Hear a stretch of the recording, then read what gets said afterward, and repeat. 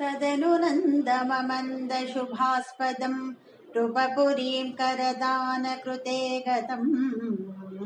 समवलोक्य जगाद भवत्पिता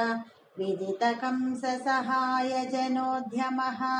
अयि सखे तव बालकजन्म मां सुखयतेऽद्य निजात्मज जन्मवत् इति भवत्पितृताम्रजनायके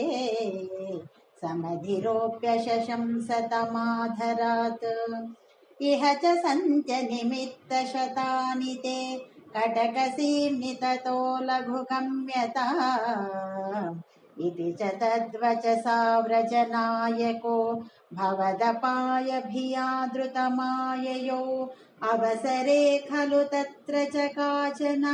व्रजपदे मधुराकृतिरङ्गना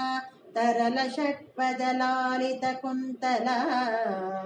कपटपोतकते निकटं गतम् सपदि सावृतबालकचेतना निशिचरान्वयजा किल पूतना व्रजवधूष्टिह केयमिति क्षणम् विमृशतीषु भवन्तमुपाददे ललितभावविलासहृतात्मभिर्युवतिभिः प्रतिरोद्धमपारिताम् स्तनमसौ भवनान्तनिषेदुषी प्रददुषी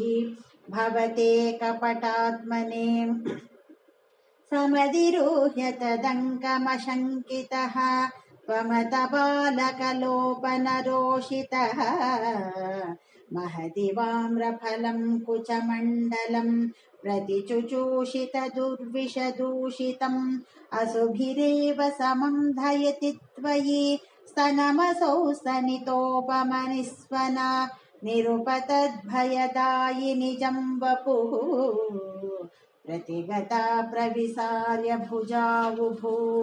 भयदघोषण भीषण विग्रह श्रवण दर्शन मोहितवल्लवे व्रजपदे तदुरुस्थलकेलनं ननु भवन्तमगृह्णत गोपिकाः भुवनमङ्गलनामभिरेव ते युवतिभिर्बहुधा कृतरक्षणः त्वमयि वातनिकेतननादमा अगदयन् कुरु तावक सेवकम् त्वमयि वातनिकेतननाद मा अगदयन् कुरु तावक सेवकम् तदनु नन्दममन्दशुभास्पदम्